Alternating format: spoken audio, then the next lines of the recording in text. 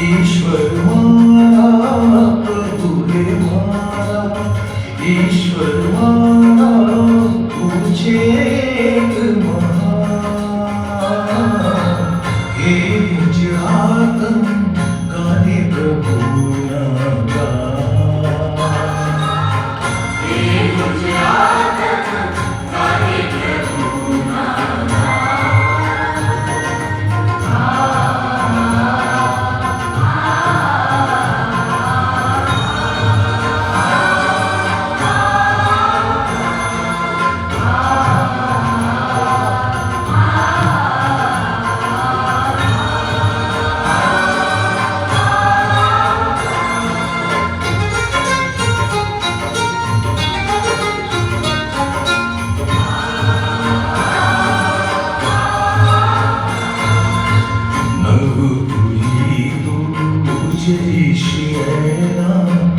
करेला सो उपकार नव तुली तुझे ईश्वरा करेला सो उपकार नव तुली तुझे ईश्वरा करेला सो उपकार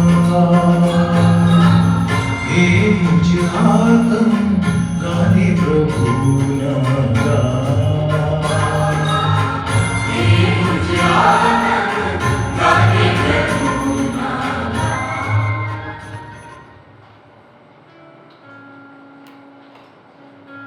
વાલા ધર્મજનો ફરી એકવાર પ્રભુનો આશીર્વાદ ચેનલમાં હું આપ સર્વનું સ્વાગત કરું છું.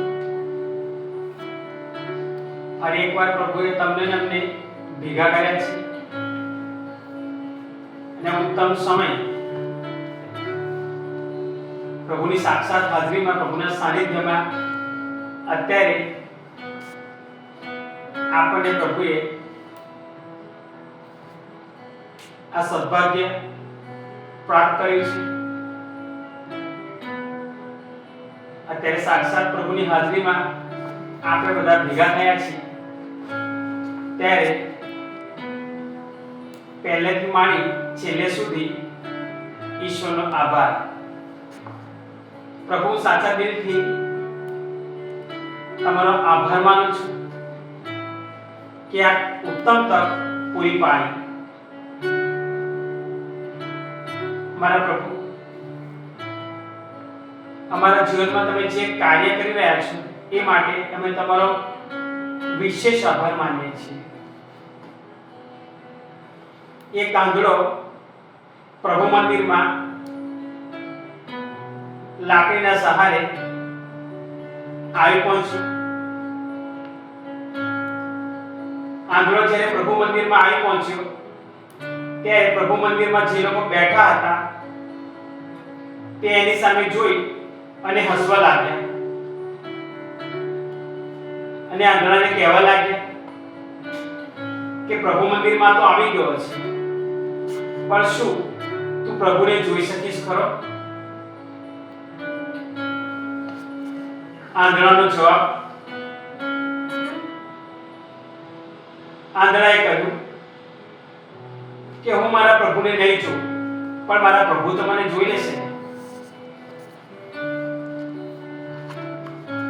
પ્રભુ પરનો પ્રેમ. એની સાંસારિક આંખો બંધ હતી, અંતરની આંખોથી એ પ્રભુને જોતો હતો. જે બીજા બધા બેઠેલા પ્રભુને નહોતા જોઈ શકતા. વાલા ભક્તજનો, પ્રભુને આપણે પણ કહીએ કે આંધળા જેવી આંખો અમને આપ. આ સાંસારિક આંખોથી અમે તને જોઈ નથી શકતા, એટલે તું આંધળા જેવી અંતરની દ્રષ્ટિએ અમે તને જોઈ શકીએ એ આંખો અમને આપ, જેથી કરીને અમે તને પૂરા માન સન્માનથી, પૂરી શ્રદ્ધાથી અમે તને જોઈ શકીએ અને અમારો પ્રેમ પ્રભુ તારી પરનો ઉત્તરોત્તર વધતો ને વધતો જાય. આજનું મનન ચિંતન વાલા ભક્તજનો યોહાનનો 6મો અધ્યાય કડી 44 થી 51 સુધી. એમાં હું 51મી કડી વાંચું છું. હું સ્વર્ગમાંથી ઉતરી આવેલી જીવંત રોટી છું. જે કોઈ એ રોટી ખાશે તે અનંતકાળ જીવશે અને હું જે રોટી આપવાનો છું તે તો જગતના જીવન માટે અર્પણ થનારો મારો દેહ છે.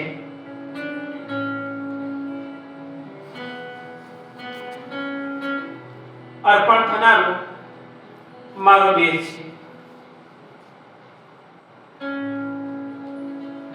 કયો દેહ અર્પણ થયો છે?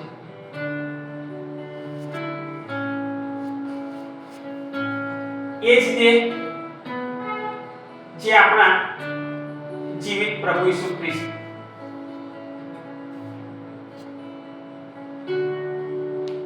એની પર જે શ્રદ્ધા રાખે છે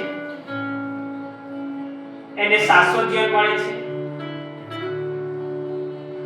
છેલ્લા ઘણા સમયથી આપણે યોહાનનો શુભ સંદેશ વાંચી રહ્યા છીએ અને એમાં વારંવાર એ જ કહેવામાં આવ્યું છે શાશ્વત જીવન માટે. પ્રભુ કહે છે હું જીવનદાયી રોટી છું.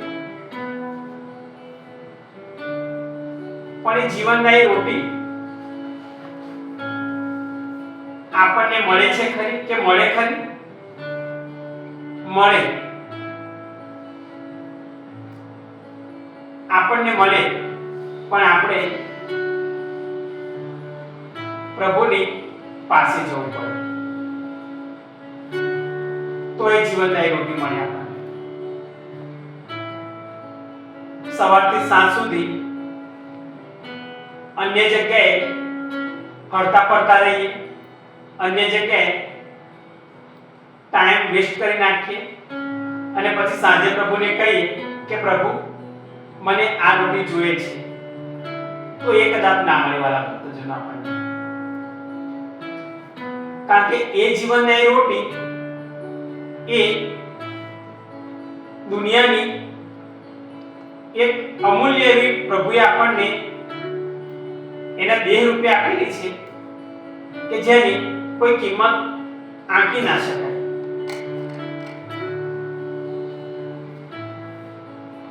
અને એ જીવનદાયી રોટી પ્રભુએ જેમ પવિત્ર બાઇબલમાં કહ્યું છે કે તમે મારી પસંદ કરેલી પ્રજા છો, તમે મારી તારવેલી પ્રજા છો, એટલે એ પ્રભુએ આપણને આપેલી છે. અને પ્રભુ કહે છે કે ખાવાથી તમને અનંત જીવન મળશે. આમાં અનંત જીવન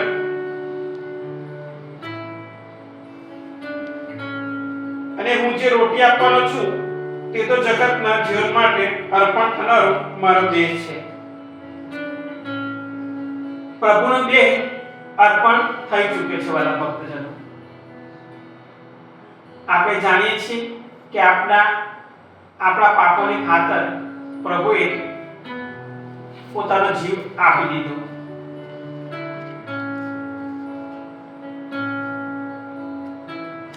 અને એનો દેહ આપણી માટે અર્પણ થઈ ગયો. એને આપણી માટે એનો દેહ આપવાની કઈ જરૂર નહોતી. એ આપણી માટે શું કરવા બલિદાન આપે? આપણે તો પાપી હતા. પ્રભુ આપણને શું કરાય? આટલો બધો પ્રેમ કરે. અને આજના સમયમાં જો આપણે મારા ભક્તજનો જોવા જઈએ તો આપણને એ ખબર પડે કે કાલે મારું મૃત્યુ થવાનું છે, તો આપણે શું કરીએ અને આપણી હાલત કેવી થાય? કદાચ એવું કહેવા જઈએ કે કાલની જગ્યાએ આ જાણીએ અને તરત આપણો પ્રાણ પંખેરું ઉડી જાય, કારણ કે આપણે જીવી ન શકીએ. આવતીકાલે જો આપણું મૃત્યુ થવાનું હોય ને આપણને એ ખબર પડે કે કાલે આ માણસ મરી જવાનો છે, હું મરી જવાનો છું, તો કદાચ આવતીકાલની આપણે રાહ પણ ના જોઈ શકીએ અને એ સદમામાં આપણે જતા રહીને આપણે જાણીને તરત આપણું મૃત્યુ થઈ જાય. આ પ્રભુ ઈસુને આ વસ્તુની ખબર હતી. પ્રભુ જાતે જાણતા હતા કે આ જગતમાં મારે કેવી યાતના વેઠવાની છે, કેટલા દુઃખો વેઠવાના છે અને આ લોકો મને શી રીતે મારી નાખશે, મારી શી હાલત કરવાના છે એમને ખબર હતી.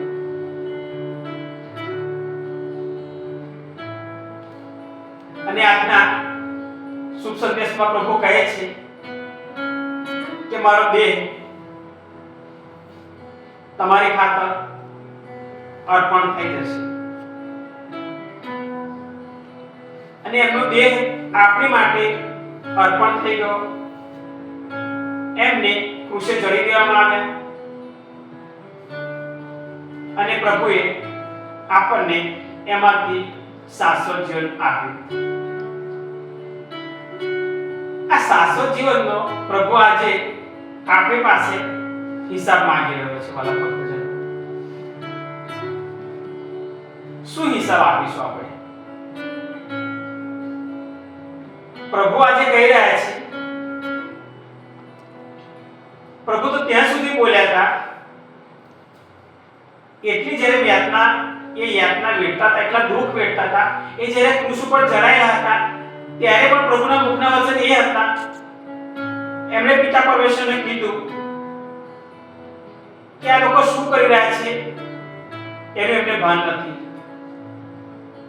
તું એને માફ કરજે, તું એમને માફ કરજે. પણ મારા ભક્તજનો, આજે થોડોક સમય બદલાયો છે. આજે આપણે તણાવમાંથી બહાર નથી આવતા, દુઃખમાંથી બહાર નથી આવતા, મુશ્કેલીઓમાંથી બહાર નથી આવતા અને આપણે જાણે આપણને એવું લાગે છે કે આપણે ડિપ્રેશનમાં જતા રહીશું. પણ આ થવાનું કારણ એ છે કે પ્રભુ આજે આપણી પાસે હિસાબ માંગી રહ્યા છે. મારા ભક્તજનો, પ્રભુ આપણને કહી રહ્યા છે કે મેં તારી માટે મારો દેહ અર્પણ કરી દીધો, તું આજે મારી માટે શું કરી રહ્યો છે? તું મારું નામ ઊંચું થાય એવા કોઈ કાર્ય કરી શકે છે ખરો? જેમ મેં તારી પર પ્રેમ રાખ્યો છે તેમ તું બીજા પ્રત્યે પ્રેમ રાખે છે ખરો?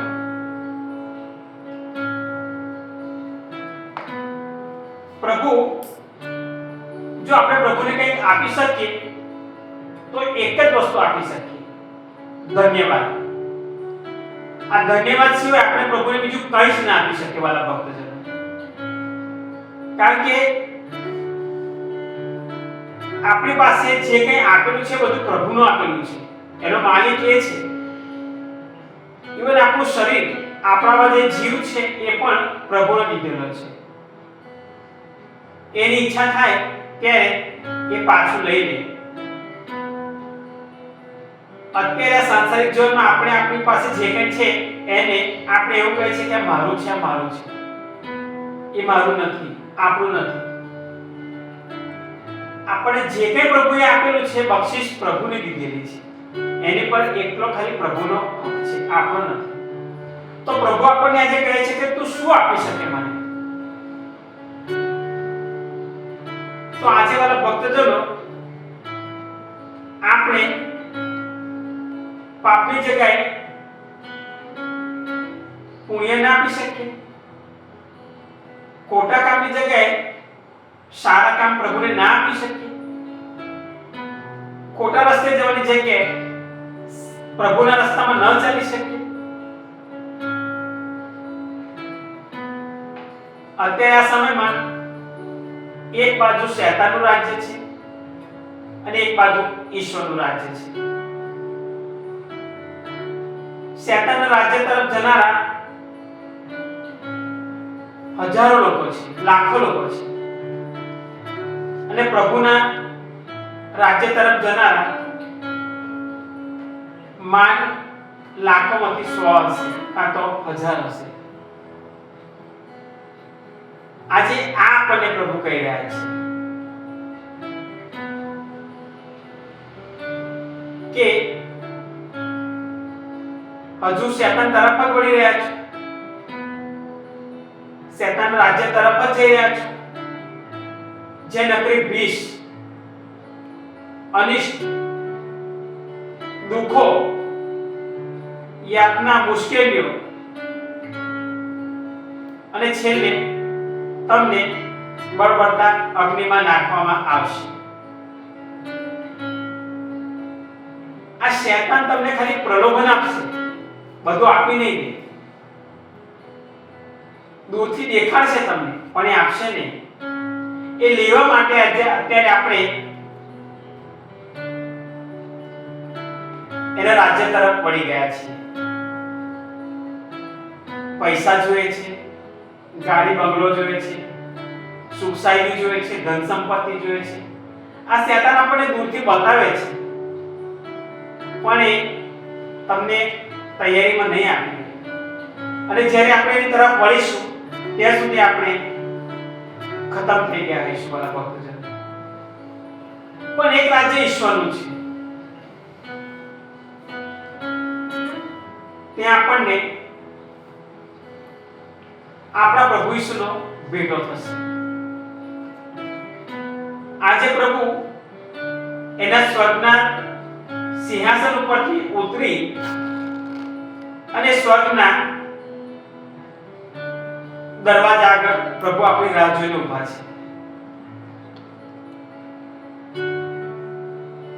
પ્રભુ જોઈ રહ્યા છે કે મારો દીકરો કે મારી દીકરી આવે તો હું એને સ્વર્ગમાં લઈ લઉં, મારી સાથે ને મારી પાસે રાખું. અને જેમ આદમને હેવાને પ્રભુએ એક સુંદર બગીચો અને એમાં પ્રભુએ બધું જ પૂરું પાડી આપ્યું. એમને કશું લેવા જવાની કઈ જરૂર નહોતી. પ્રભુએ બધું જ હાજર આપ્યું તેમને. ખાલી પ્રભુની એક જ શરત હતી કે તમારે બગીચાની વચ્ચે જે ઝાડ છે એના ફળ ના ખાવા.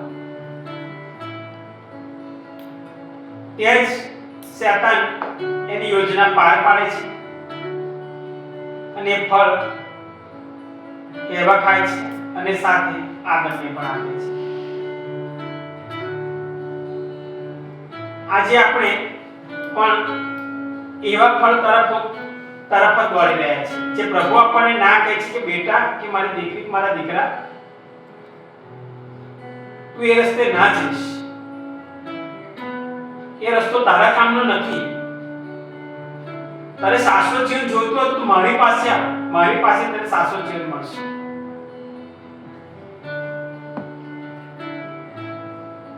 તારે મારા દેહમાં આવવું હોય તો તું મારા તરફ આવ, તો તું મારા દેહમાં ને મારા રાજ્યમાં પ્રવેશી શકીશ.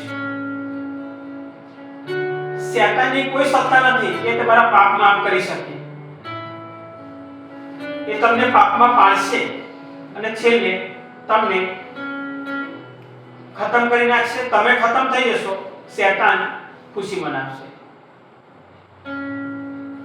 પણ આ બાજુ આપણે એકવાર વિચાર કરીએ કે મારા પ્રભુએ મારી માટે કેટલું બધું સહન કર્યું છે, કેટલા દુઃખો વેઠ્યા છે. અત્યારે આપણને કોઈ કહે કે તું તારી હાથની 10 આંગળીઓમાંથી મારી માટે એક આંગળી કાપીને આપી દે, તો આપણે આપીશું ખરા? આપણને કોઈ પ્રશ્ન કરે, ચલો આંગળી છોડો, આપણા માથાના વાળ પ્રભુએ આટલા બધા આપેલા છે, લુકનો 12મો અધ્યાય કડી 7મા પ્રભુનું સુંદર વચન કહે છે કે મેં તારા માથાના વાળ સુદ્ધા ગણેલા છે. એમાંથી કોઈ આપણને એવું કહે કે તું તારા માથાના 2-4 વાળ તો મને તોડીને આપ, તો તમે આપશો ખરા? નહીં આપો, કારણ કે એ તોડવા જો તમને દુઃખ થશે, એ તોડશો તો તમને વેદના થશે.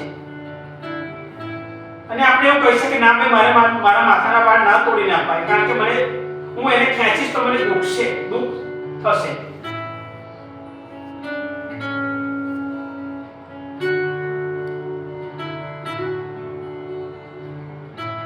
પ્રભુએ વિચાર્યા વગર એનો જીવ આપી દીધો આપણી માટે, શાશ્વત જીવન માટે. તો આજે પ્રભુ આપણી પાસે હિસાબ માંગી રહ્યા છે કે તું મારા રાજ્યમાં પ્રવેશ કરી શક એવા કયા કાર્યો, એવા કયા કામો તું મને કરી બતાવી આપ છે?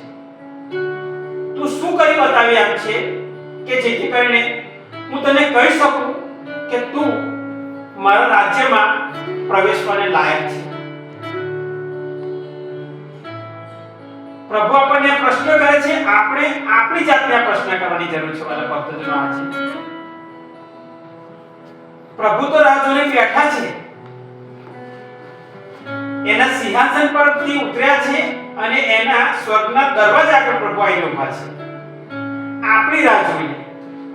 પણ એ રાજ્યમાં પ્રવેશ, એ શાશ્વત જીવનમાં પ્રવેશ, એ જીવનની રોટી અને એનું પવિત્ર લોહી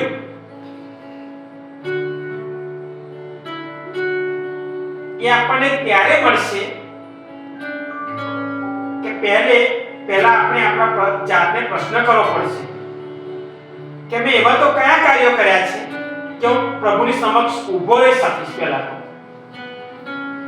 હું એની સામે જોઈ શકીશ.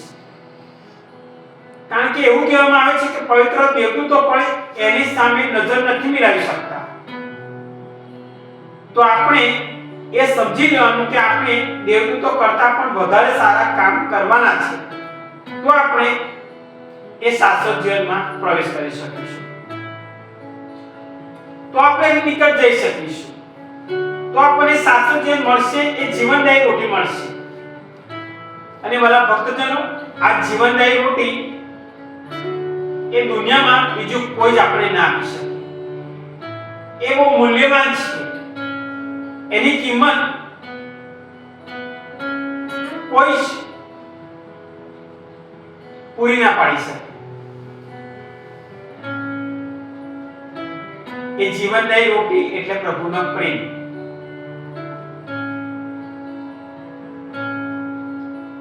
પ્રભુએ જેમ પ્રેમ કર્યો એમ આપણે એને પ્રેમ કરીશું તો આપણને મળશે.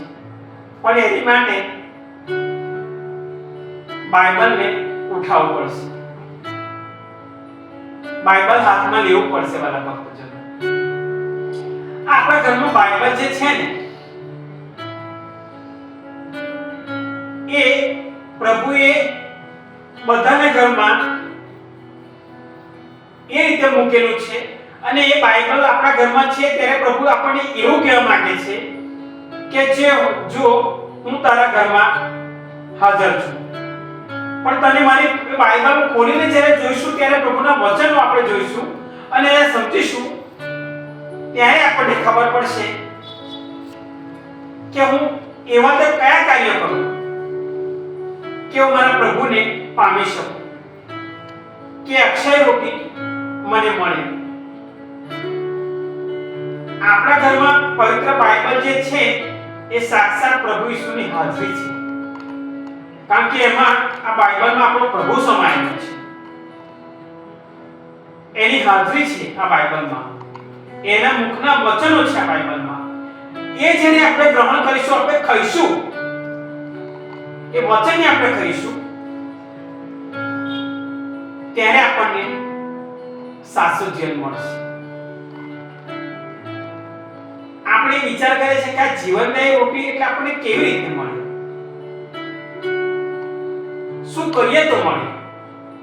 તો આજે પ્રભુ આપણને રસ્તો બતાવી રહ્યા છે કે જીવનદાયી જો તમારે જીવનદાયી રોટી જો તમારે જોઈતી હોય તમારે એને ગ્રહણ કરવી હોય તો જીવનદાયી રોટી અત્યારના સમયમાં એટલે પવિત્ર બાઇબલ અને એને આપણે ગ્રહણ કરવી, આપણા શરીરમાં ઉતારવી એટલે બાઇબલને ખોલવું અને એના વચન, પ્રભુએ આપણને જે વચન આપ્યા છે એ વચનને આપણે ગ્રહણ કરીએ અને આપણા દિલમાં ઉતારીએ. એ જીવનદાયી રોટી. અને જ્યારે એ આપણને મળી જાય ત્યારે આપણને શાશ્વત જીવન મળે. વાલા ભક્તજન, આ જીવનદાયી રોટી દરેકના ઘરમાં છે, પ્રભુએ આપેલી છે. આપણે દિયોલમાં જઈએ છીએ ત્યારે આપણને ખ્રિસ્ત પ્રસાદના રૂપમાં એ પવિત્ર ખ્રિસ્ત પ્રસાદ મળે છે. તો આપણે પ્રભુએ એક વ્યવસ્થા કરેલી છે આપણા ઘરમાં કે મેં મારા વચનો પવિત્ર બાઇબલમાં મૂકેલા છે. જો તમારે એને ગ્રહણ કરવા હોય તો તમને એ જીવનદાયી રોટી મળશે. એકવાર બાઇબલ ખોલીએ.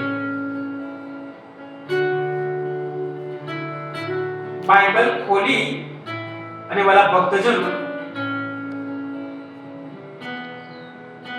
આપણા હૃદય પર મૂકીએ, એને આપણા છાતી સમા લઈ દઈએ, છાતી આગળ વળગાડી દઈએ. અને જ્યારે આપણે આ પવિત્ર બાઇબલ ખોલી અને આપણી છાતી આ સમયને લઈ લઈશું, આપણી છાતી આગળ એને વળગાડી દઈશું ને, ત્યારે હું તમને ચોક્કસપણે કહી શકું છું કે આપણને પ્રભુનો અનુભવ થશે. અને ત્યારે પ્રભુ આપણને કહેશે કે તું શાશ્વત જીવનથી બહુ દૂર નથી, નજીક છે. હું તને શાશ્વત જીવન આપી રહ્યો છું. એકવાર આ બાઇબલ ઉપાડી અને આપણી છાતીને અડાડીએ અને ત્યારે હું તમને 1,00,000% કહી શકું છું કે પ્રભુ તમને કંઈક જવાબ આપશે. અને ત્યારે તમને રસ્તો મળશે કે શાશ્વત જીવન પામવા માટે તમારે શું કરવાનું.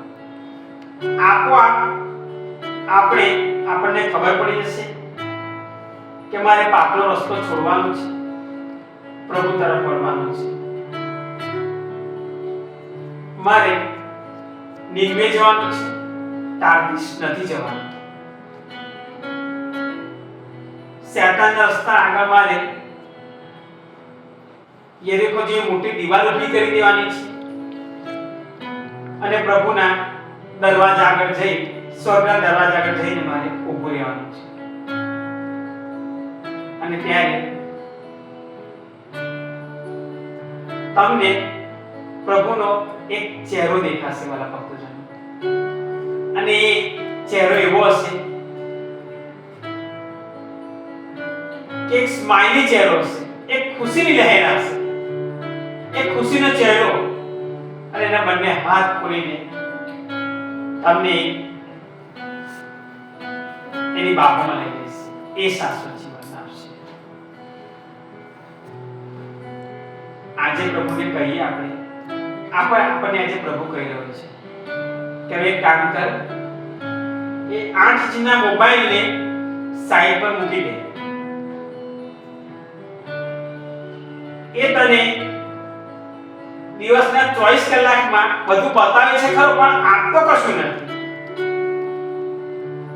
એ 8 ઇંચના મોબાઈલને હવે સાઈડ પર મૂક અને મેં તને જે જીવનદાયી રોટી બાઇબલના રૂપમાં આપેલી છે એને હાથમાં લે અને એને તું ગ્રહણ કર.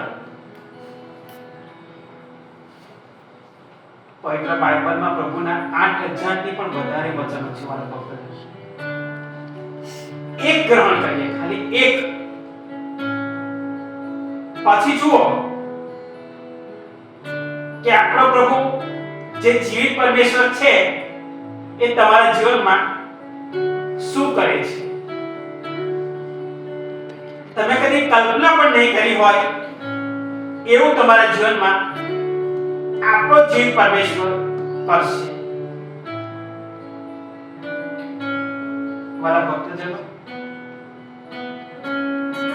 અત્યારે સાક્ષાત પ્રભુની હાજરીમાં બેઠા છીએ ત્યારે ઈશ્વરનો મોટા આભાર માનીએ કે પ્રભુ આજે તે અમને એ રસ્તો બતાવ્યો છે કે મારે શાશ્વત જીવન પામવું હોય તો મારે શું કરવું, મારે એ દેહ ગ્રહણ કરવો હોય તો મારે શું કરવું, મારે અક્ષય રોટી એ શાશ્વત રોટી જો મારે ખાવી હોય તો મારે શું કરવું.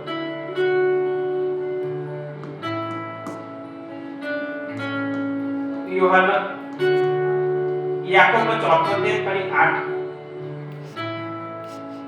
તમે પ્રભુ પાસે જાઓ તો પ્રભુ તમારી પાસે આવશે. મારા ભક્તજનો, પ્રભુ પાસે જઈએ ત્યાં આપણને કશાની ખોટ નહીં પડે. એકવાર પ્રભુના રાજ્યમાં પ્રવેશ કરીએ. એ સારા કામો થકી પાપને તિલાંજલિ આપીને અને જેને જરૂર છે તેને મદદ કરીને અને જે પ્રભુએ આપણને આજ્ઞા આપેલી છે અને જે કાર્ય કર્યા છે એના જીવનમાં એ કાર્ય કરીએ અને આપણે આજે શાશ્વત જીવન પામીએ. આ પ્રાર્થના અમે અમારા પ્રભુ ઈસુ ખ્રિસ્ત દ્વારા કરીએ છીએ. આમીન.